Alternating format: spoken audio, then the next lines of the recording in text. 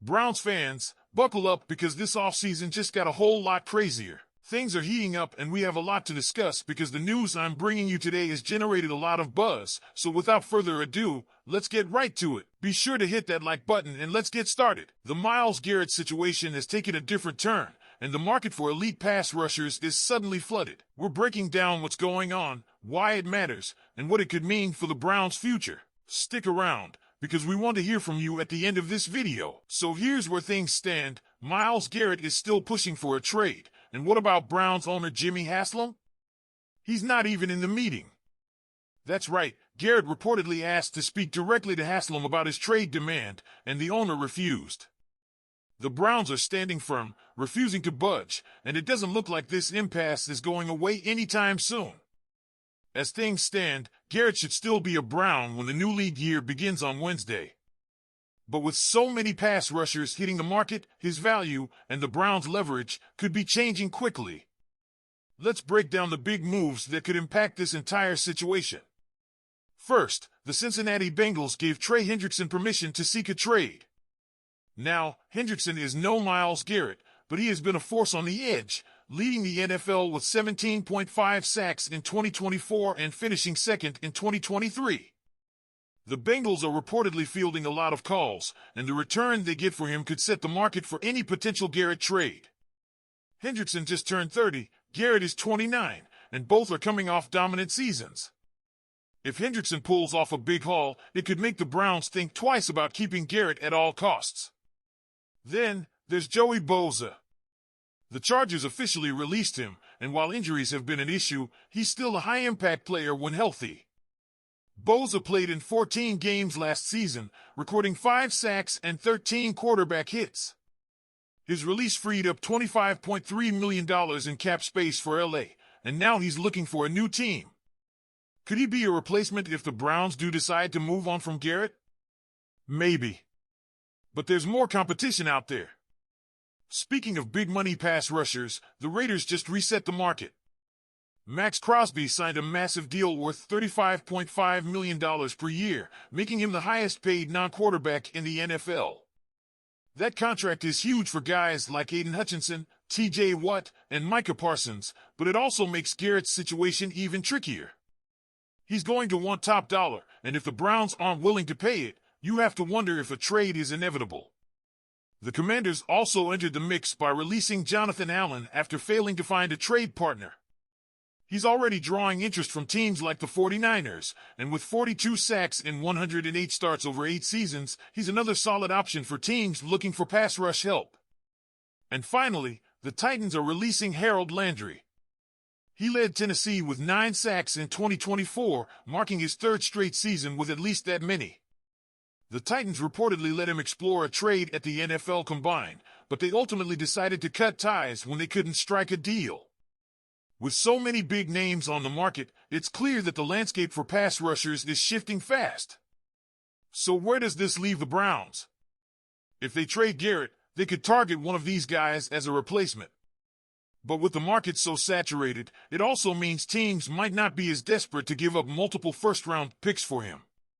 If no one is willing to pay the price Cleveland wants, do they just hold on to him and hope things settle down? Or do they take a lesser deal to avoid a potential locker room issue? This is a franchise-altering decision, and Andrew Berry has a lot to think about. The Browns have made it clear they don't want to trade Garrett, but we all know how quickly things can change in the NFL. The question is, what do you think? Should the Browns stick to their guns and refuse to trade him, or should they take the best offer and move on? Let us know in the comment.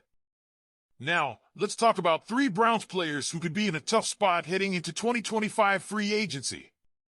You won't want to miss this one, so stick with me until the end and let me know what you think in the comments. Cleveland is heading into a pivotal offseason, and let's be honest, the pressure is on. After a brutal 3-14 season, change is coming, and that includes some tough decisions for head coach Kevin Stefanski and general manager Andrew Berry.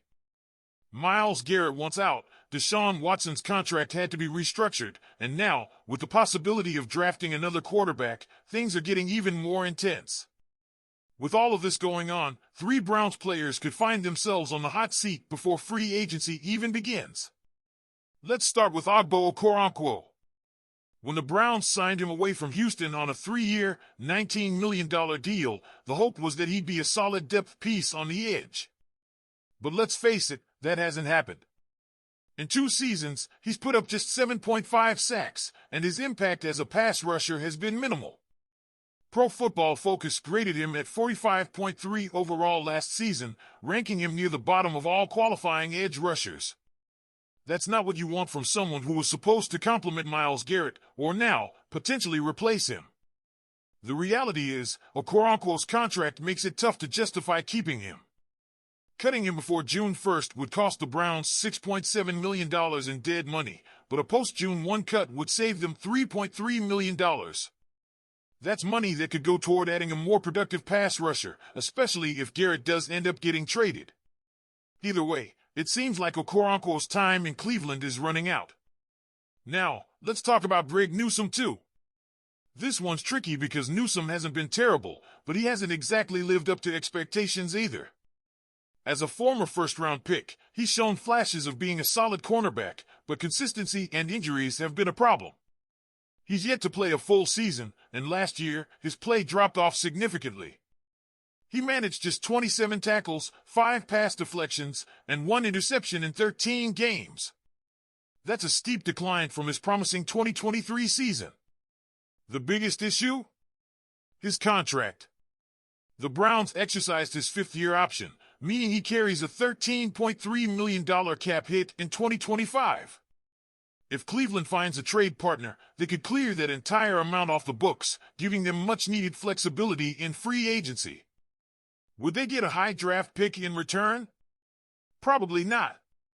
But even a day 3 pick might be worth it to move on from a player who hasn't quite lived up to expectations. And finally, we have Dorian Thompson-Robinson. This one hurts, but it's reality. The Browns took a flyer on him in the 5th round of the 2023 draft, hoping he could develop into a reliable backup or even a potential starter. Instead, he's struggled mightily. In 2 seasons, he's completed just over 50% of his passes with more interceptions than touchdowns. His 31.6% success rate on passing attempts is the lowest in the entire league over that span.